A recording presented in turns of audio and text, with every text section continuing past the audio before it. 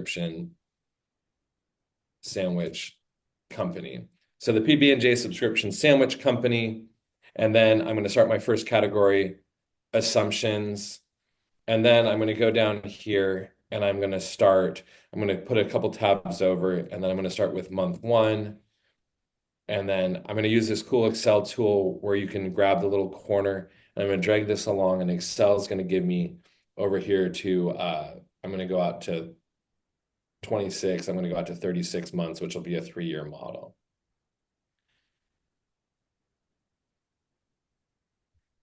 And then because this is going to be sort of my title line, I'm going to go up here and I'm going to underline that line. So, and then we're going to start out with revenue, which is the beginning of our financial model. So up here, I want to match revenue assumptions. So when I think about revenue assumptions, I think about how do we build our model of how much money we're going to make. So in terms of starting a company, you could just assume we've got 10 customers and we're going to grow customer base by 10% a month and just throw that out there. But when going to investors, that's going to be really difficult for the investors to evaluate. If we give you more money or less money, what difference will that make to your model? And so when I think about revenue assumptions and revenue modeling, I think about what is the input that drives customer growth. And then I like to build from customer growth, number of customers forward. So when you're thinking about your SaaS business or your software company or even a consumer product business, there's drivers that come in. And so for me, to do a revenue assumption, I really need to also do marketing assumptions. And here we've got revenue, and then I'm going to do cost of goods sold. And then here I'm going to do gross margin. We'll put another line on here as we're setting that up. Top order there. And then down here, I'm going to do marketing. So in terms of assumptions that we're going to use here for marketing, I want to make this a little bit interactive. And so if you're thinking, how do I drive customers into purchasing my peanut butter and jelly sandwich subscription on a daily, monthly, weekly basis? So what's a way I could drive customers? Anyone out there? Samples, free Samples. samples. Samples is a great idea. So maybe I'd go to the school, right? And I'd stand out and hand samples to the school. So okay, so let's do we'll do samples as a marketing strategy. Any other marketing strategies that people might do if you're trying to sell a subscription?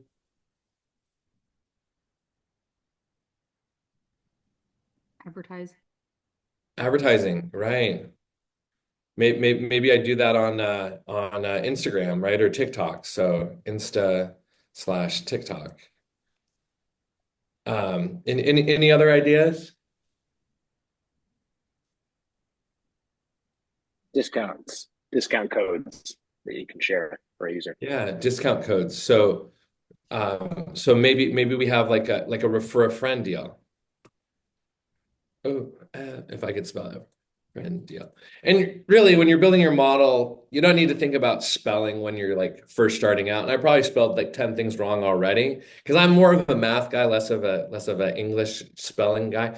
But Excel has spell check built in here too. So before you present it to investors, do run a spell check. So samples, I'm really going to consider samples like direct sales. So I think that we can do an assumption that if our direct salesperson, so we're going to have an employee, and what would we pay that employee per month to do direct sales? Would do the sampling at the schools? Maybe it's someone that just goes like an hour every morning, so maybe they're not even a full-time thing.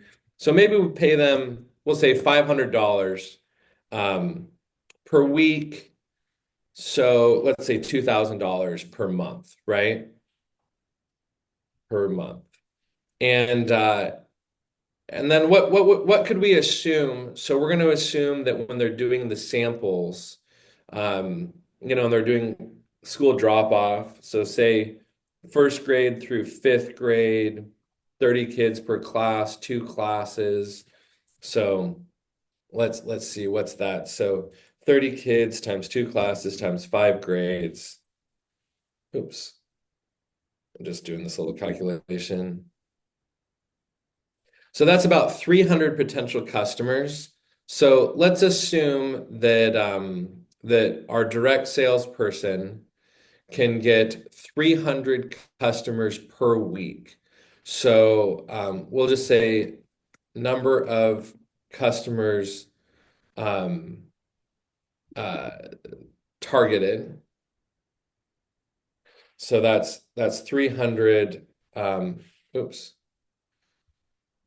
300, and we're going to say per week. So we're talking about months. So let's do that times 4 weeks, times four. So that's 1,200 per month.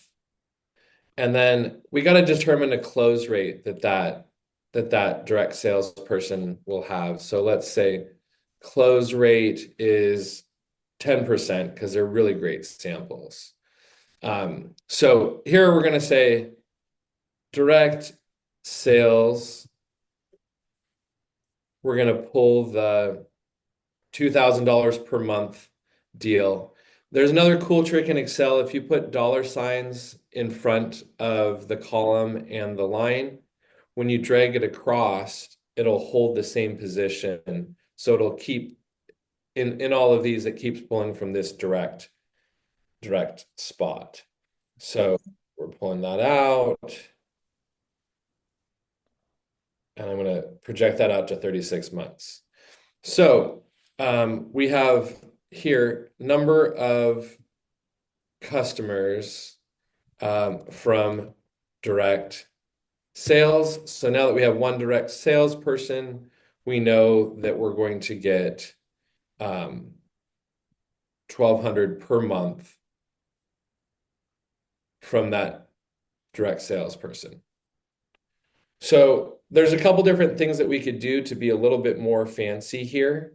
So we could say, okay, if we increase direct sales, let's increase the number of customers. So we create a little formula that says, evaluate um, how much we're paying in direct sales support divided by the number of customers that'll drive.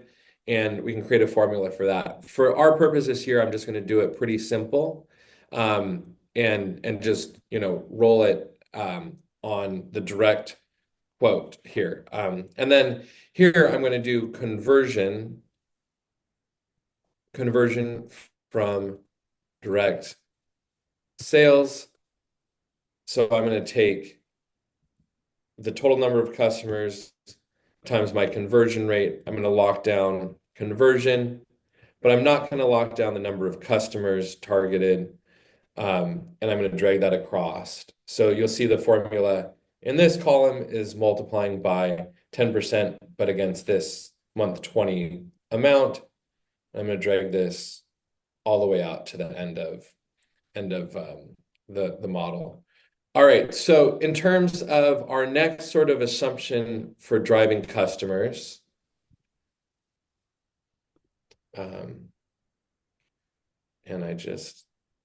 and I just lost my Excel sheet. Oops.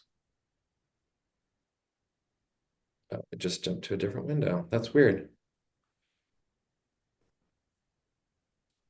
All right, we're back. So in terms of an assumption for advertising, so we're going to do direct advertising, TikTok or Instagram. So in direct advertising, we're going to create a budget that's going to create conversion, right? So maybe we're going to spend $25 a day or say $20 a day for for TikTok and Instagram ads.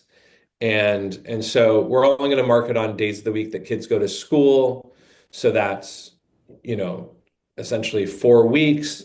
So that's going to be $100 a week. So we're going to spend $400. So monthly ad spend, we're going to spend $400. So then we got to make an assumption of how many customers we're going to target. So let's just assume that targets 10,000 potential customers per month. And then our conversion here, conversion from ads is, let's say, 2%. So we're going to say here, advertising spend. Let's do 400. Let's do our advertising spend assumption up here. I'm going to format this. And I should put a $sign on that one too, so that we know what we're talking about. And then I'm going to lock this down and bring this across the model.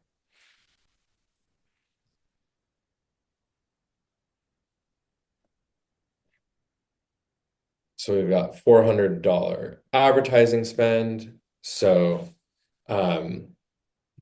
number of customers from ad spend. I'm going to insert a couple more lines in here so we can see this a little bit better. Oops. So I'm going to pull 10,000 per month. Drag that along.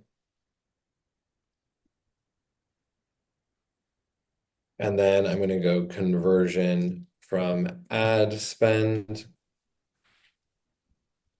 And that's going to be 2% times the column ahead. So let's lock down the 2% again and drag this through the model. All right. And our last one, a discount code, refer a friend. So let's say that we're going to need to build the model of how much each subscription costs. So at the cost of the subscription, we'll come back to this one. So let's just put in a placeholder. So refer a friend discount marketing. So refer a friend discount marketing will be the cost of the subscription, COGS. And then let's assume that we're going to convert our existing business. So out of the existing customer base, we'll get 5% of existing customers per month. So per month referral. So let's we'll build that one a little bit later, but let's roll this up into total number of customers. So we're going to say here, total number of new customers. So we're going to add the conversion spend and this and our refer a friend discount, which we haven't built yet.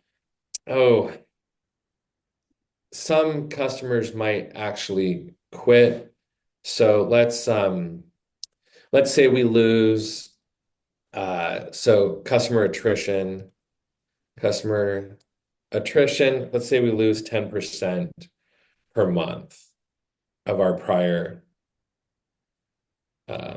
per month of prior customer base. Okay, so we're going to say here customer attrition,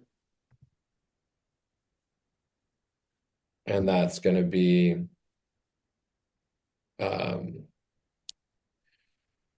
So we have new customers, and then we're going to do total customers. Andrew, we've got a quick question. Yeah, what's the question? Yeah, thanks, Andrew. I don't want to derail too much, so let me know if we need to just table this one. But so referral program, 5% per month. Um, if I'm a new user, I'm super excited about it. I'm gonna refer it to a bunch of people, but after that, I've referred it to everybody that I know. In 6 months, I'm probably not going to be referring at the same rate.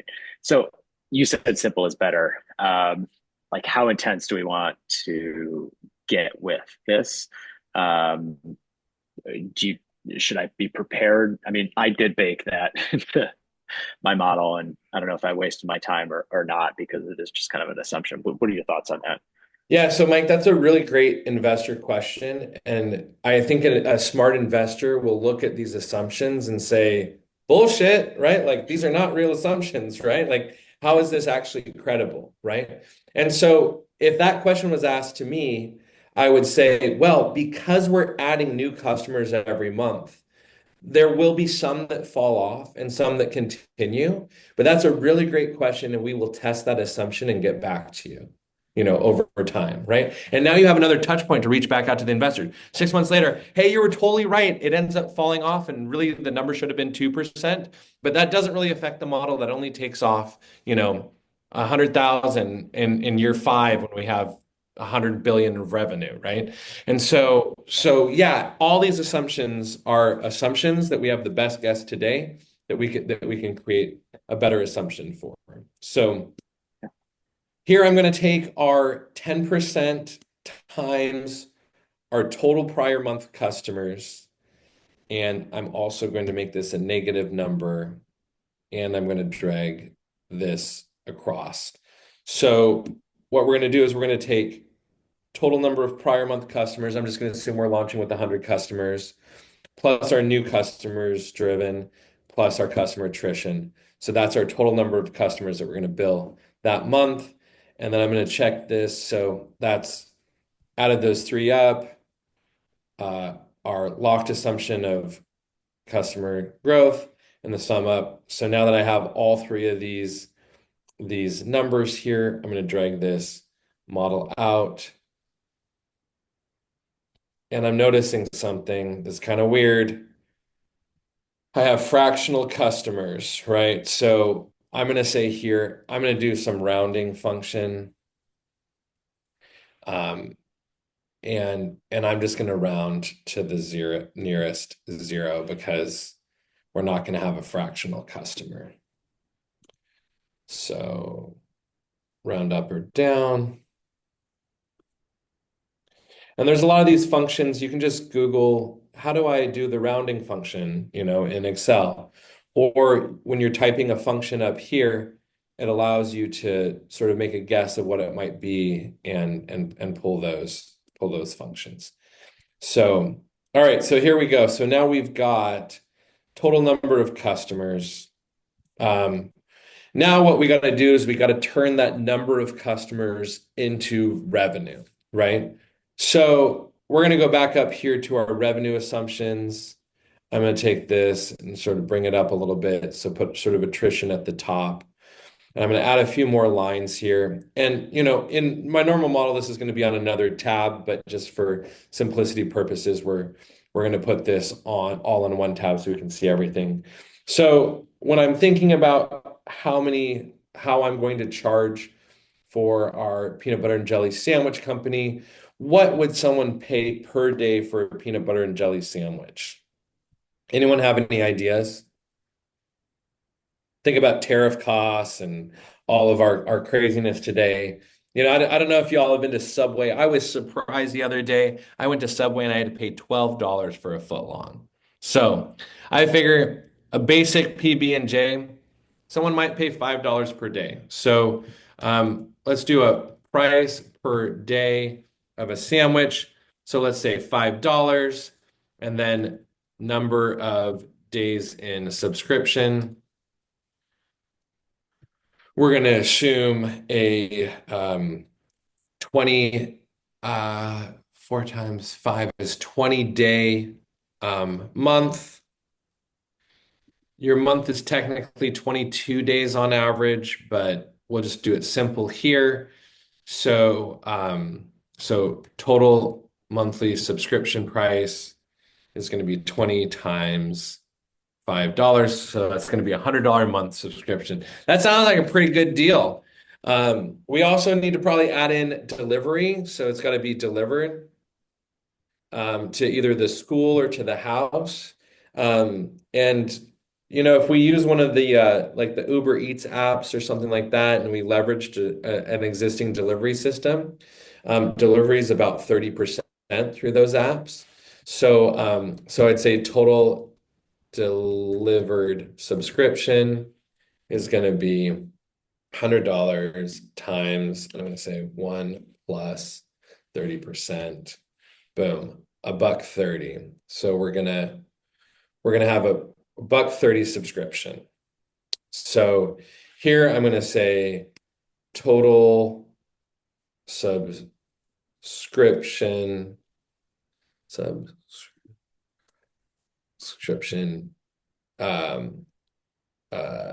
income. So I'm going to take our total number of customers times our total delivered subscription fee. I'm going to lock that down here. And I'm going to drag this across the model.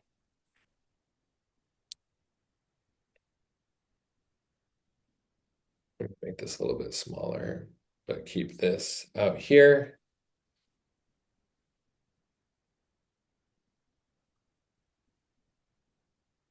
So what I'm doing here is I'm double clicking on the columns so that the columns actually match the thing. We saw the hashtags because the number was too big to be shown in the Excel sheet.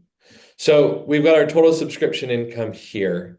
So this is our total income line, which I'm going to just bold this line so that we can remember that. So now I'll move cost of goods sold up here. And now let's work on our cost of goods sold assumption. Oops. Just deleted that instead of inserted. So I'm inserting more lines here. So I'm going to say cost of goods sold. All right. So in terms of the cost of goods sold, we've got bread. We've got peanut butter. We've got jelly, and we've got our plastic bags, so our little like Ziploc bag. And do we want to put it in a paper bag too with the sort of the branded stamp? So maybe a paper bag. So this is going to be our total hard cost for the PB&J. A loaf of bread is what, like $5 today? I don't know. I don't know who, goes to the grocery store and is really tracking. And a loaf of bread probably has 20 slices in it, if I was guessing. So let's say we've got a $5 loaf of bread with 20 slices, but we need 2 slices per sandwich. So gotta put 20. So let's say it's 50 cents for your bread. So peanut butter. When's the last time who's bought peanut butter recently? Anyone? No one's bought peanut butter recently? All right. Well, let's just guess that peanut butter is $3.99. So we're gonna say $4 for peanut butter. How many sandwiches do you think you could get out of a peanut butter jar? Right? Think about it. Think maybe you do 2 tablespoons and a peanut butter jar is 8 ounces. So Let's go with 50. 50. All right. So that's only going to cost us 8 cents. Perfect. Jelly. I really like the squeeze bottle jellies, and those are a little bit more expensive. Those are like $6.99. So we're going to start with $7. And would you say we can get 50 squeezes out of a squeeze jar as well, or maybe a little bit less, maybe 40? Rendell, it sounds like you're the peanut butter and jelly expert here. PB&J expert. Yeah, let's Yeah, go with 40 on that one. 40. I tend to be a heavier on the peanut butter guy, Yeah, yeah. so I'm a heavier on the peanut butter guy too. So, all right, a Ziploc bag. Has anyone bought Ziploc bags? I think that's like $2.99, like $3 for, $3 for, I don't know, 50 maybe in the box or whatever. We'll just do that as a guess. That looks like a reasonable price. And the paper bag, I don't know, I haven't bought paper bags, but let's just say that this is 5 cents. So our total here, I'm going to go equals sum because I want to sum all these things up. So our cost per sandwich is going to be 87 cents. And so when we look at 20 sandwiches per month times 87 cents, our cost of goods sold is going to be $17.30. So direct food cost. The other thing that we got to do is we got to get someone to make these sandwiches. Tesla has not invented the sandwich making robot yet, which we are going to future proof our business by investing in one of those. But as of today, they're not available. So we're going to have an employee. So we're going to have an employee, and the employee works 40 hours a week. So they can work hours per month. So we're going to say 40 times 4. So they're working 160 hours a month. And they can make, let's see, how many sandwiches do you think if you laid up all the sandwiches, like how many sandwiches per minute? Do you think we can make, I don't know, 4 sandwiches a minute? Does that sound reasonable? Rendell? You think so? that works. All right. So Four say, sandwiches a minute? That's a Pretty, speedy. I think we're quick. gonna have Maybe. quality issues. do you think we're gonna have quality issues, Mike? Yeah, Maybe. I'm What, worried what about would that. you propose? Do you think 1 a minute? You're gonna do each sandwich. I'm imagining Randall's there. Yeah, He's laying out his 20 slices of bread, and it's it's true. peanut butter jelly, peanut butter jelly, peanut butter jelly, right? Yeah, I was thinking more like Kraft peanut butter and jelly sandwiches, but yeah, maybe Oh, I don't know. It depends on what kind of product we're yeah. selling. We're only charging $5. This isn't Subway at Got $12. it. Meet All let's right. meet halfway So at 3. okay, So yeah, you think 3 three minutes. sandwiches per minute? You get So you get the special knife. You get fast with that. all right. So we're gonna have 160 hours divided by 60 minutes. So oops. 160 hours times 60 minutes times 3 sandwiches per minute. So this sandwich maker can make 2,800 sandwiches per month. So that's awesome. And we got to pay them. What's minimum wage in Chicago right now? Anyone know? 15. I want to say like 12, Yeah, maybe 15, 12. Yeah. I think it's gonna be 15 soon. 15. Sure of this or Well, we want to get really great sandwich makers that are really fast. So let's yeah. pay our sandwich makers. Let's pay our makers hourly wage. Let's pay them 17 per hour, right? And so then we're going to say monthly pay. We're going to go 17 per hour times 160 hours that they're going to work. So that's going to be 2,700 a month. And then we're going to add taxes and benefits. And we're going to just call that 25% add on top. So we're going to say monthly wage cost is going to be total monthly times 1 plus, oops. Let me put dollar signs. So 3,400 a month is going to be our total cost for our cost of goods sold sandwich maker. So what we got to do on here is we got to do monthly subscription total. So I'm going to bring this back from up above. So we've got a total of 400 total customers. So let's do food cost of goods sold. So we're going to take our 400 subscriptions times our cost of goods sold over here of 1730. And I'm going to lock that down. And I'm going to cruise over here. Oops, I got to take that side over too. So we'll drag this along.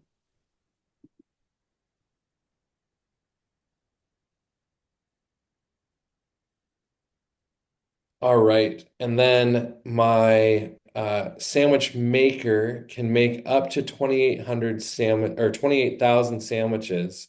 So in looking at our model, it looks like we're never going to blow 28,000 sandwiches. So we're going to have only one employee. So employee COGS. We're just going to grab this dollar amount here per month. I'm going to lock that down. Oops. Jesus, John. We're going to take that, drag that across the model.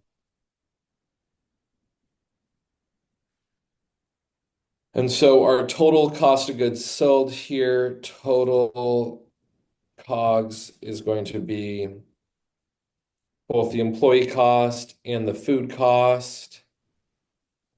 I'm going to put that up there. And I'm going to drag that across the model too.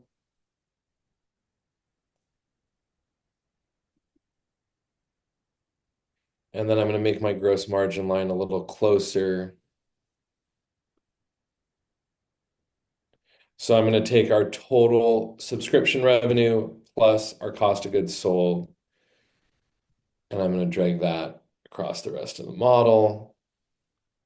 And this looks like a very, very profitable company. Super stoked about that.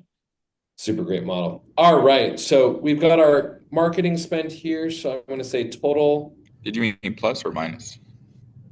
Oh, did I add those together? Oh, yeah, you're right. I should have done minus. Great job, whoever caught that error. So, a little bit less profitable. You're right. So total revenue, less cost of goods sold. All right. Still a juicy business. So we've got total marketing spend. I'm going to add up our direct sales and our advertising here. We'll do a total at the top. So drag this through the model. So then we're going to think about other sort of expenses. So what were the three that we talked about? We talked about marketing spend, we talked about engineering or research and development, and we talked about administrative. So in terms of research, so I'm going to do R and D spend. Since Mike really wants this to be a boutique, custom, like really intricate sandwich company, we're really going to need to invest a lot in research and development to develop new ways. So we're going to get a recipe chef that's going to come in, our recipe chef who's going to do all of our research and development. And so we're going to go up here and we're going to make, a little bit more assumptions. So let's insert some more lines for our, head count assumptions. So under head count assumptions, let's throw in recipe chef. And what do you think the annual salary of a recipe chef would be? Keep in mind, they're doing all of our research and development. Don't everyone throw it out there at the same time. Javier, it looks like 100K. what, 500K, you think? 100. 100K. All right, 100K, and I'm going to do monthly, so I'm going to divide by 12. Oops. Let's make these both dollar signs too. So that's 8,300 per month. So we're going to need the recipe chef from day one since it's such an important role at the company. So I'm going to put recipe chef on here. And the recipe chef should get some materials, right? So materials, and then I'm going to do total R&D in the interest of time here. So in terms of materials, let's just say, let me put a couple more lines in here. So R&D assumptions. Let's say that recipe chef spends as a percentage of salary. Let's say he spends 30% of his budget on materials. So we're going to take his total salary times the materials expense here, lock that down, lock that cell down, and we'll format paint this one to be a dollar amount as well. And then we're going to add up our total R&D spend, and I'm going to drag this on through the model here. All right. And then we have administrative, and let's just call it admin expenses. So in terms of admin expenses, we probably have some administrative staff. So we probably have our CEO. We probably have maybe an admin for the CEO. We've got to get accounting, so important. But maybe we'll outsource accounting. So let me delete that one off of there. So the CEO salary, what should the CEO make? Maybe the CEO is taking a little bit of pay cut because they have more of the equity in this business. So let's just call the CEO $80,000 a year. I'm going to format paint these down here too. I'm also going to say other employee that we haven't determined yet. So we'll drag this down. The CEO's admin, let's say maybe, I don't know, maybe 4,000 a month. So 4,000 times 12 months. And then another employee, maybe we say 5,000 for this employee, 5,000 per month, because that gives us flexibility to be able to hire that other employee. And then I'm going to go down here on some of our admin expenses. So admin expenses, we're going to say there's some fees that are monthly, some that are per employee.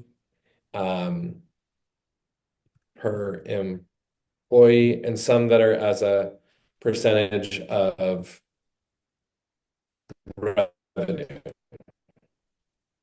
So we're really thinking about the credit card processing. So let's say that this is 3% of revenue. Accounting fees, depending on the size and scale of the business, our accounting fees here at Zccounting start at $500 per month. So let's do 500 per month. But since this entrepreneur is part of P33 and TechRise, they get a 33% discount. So that's times 33%. So that's $165 off. So 500 minus the 33% discount tax, right? So 335 per month. Perfect. Any other expenses that anyone else has? Maybe rent. So what should we assume for rent for a commissary kitchen? Or would that be a per employee cost? I think that we're going to have two types of rent. So maybe we have rent for the kitchen, and then we'll also have rent for the office. So maybe we have a $350 per month rent for the office because we're using like a WeWork. And then the rent for the kitchen maybe is just a monthly fee of $1,000. We got to have insurance. So maybe that's a monthly fee of $100 a month. Any other expenses that people can think of off the top of their head that this business might have? Legal. Legal. All right. Yeah, legal's expensive. Maybe that's $5,000 a month. Let's do SaaS subscription fees. Sub fees. So let's say $250 per month there. Anyone else have any other ideas of expenses? Here we go. Let's do other expenses. Other expenses we forgot about, we'll do $1,000 there. So we'll take this total list of administrative expenses, put it down here. We'll also add admin payroll. So bank fees, we're going to take total revenue times our bank fee percentage, lock that down. The rest of these fees, it looks like they're just the rest of them we can sort of drag down here. We'll lock in column B, but we won't lock in the drag down expense. Our office rent, we're going to do here a count function. So we're going to count the total number of employees here times per employee cost. Oops.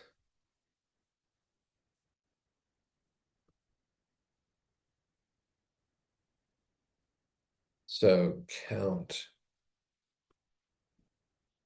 All right, so I'm using the count A function. In the interest of time, I'm not going to explain that, but that's going to count the number of things that we have, the number of items that we're focusing on there, times our lockdown fee here. And I'm also going to lock down the columns for number of employees.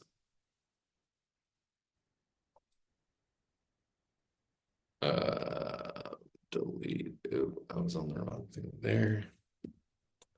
All right, and then my admin payroll, I'm going to take the total sum of payroll here. I'm going to leave off the recipe chef because we already captured her up above. I'm going to say total admin expenses. So we're going to do a sum of all of these.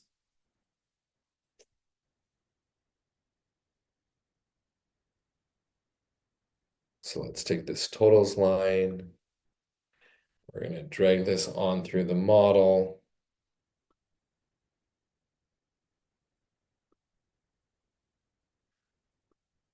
Make those all dollar signs there. So now we have total expenses. We're going to add up our total marketing spend plus our total R&D and our total admin expense. Drag that on through the model. And then here we're going to add a line for net income. So we're going to take our total gross margin minus our total expenses. And I'm going to do a double line on this one. So I'm going to do the top border. The Admin payroll bottom. needs to drag across, doesn't it? The admin, what? Oh, admin payroll. Ooh, you're right. I did not include this one. The formula broke because I was missing the thing there. So we're going to do that. I'll drag this one over while we're at it.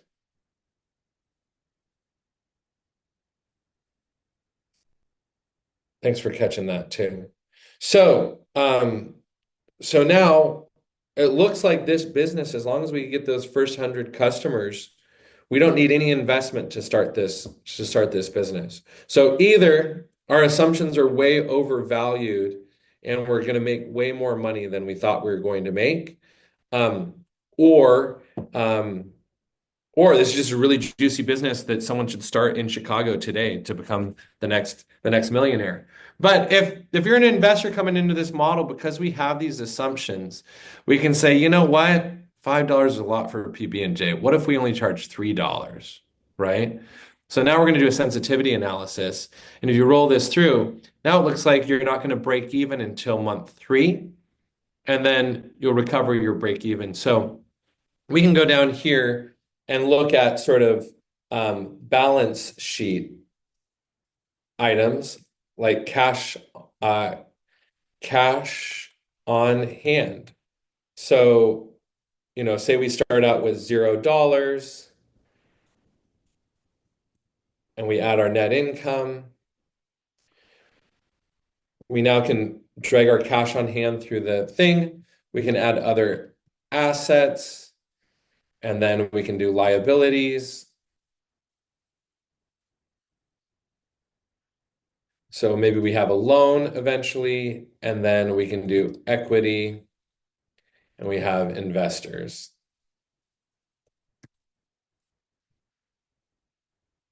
So those, since we're out of time, well, I think that some of these things are self-explanatory. Google can help explain them. But all in all, this is sort of your basic financial model. I'm going to save this. And I don't know if I can drop this. Can I drop this actually in the chat? Let me see if I can. Oops. And now I just lost my Excel spreadsheet again. If you can't drop it in the chat, I'll also send a follow-up message to everyone and can include this as an attachment on there as well. That That'd be would be awesome. so awesome. Thank you. Oh, so it actually says that the admin has restricted my ability to drop Excel in the chat. So I will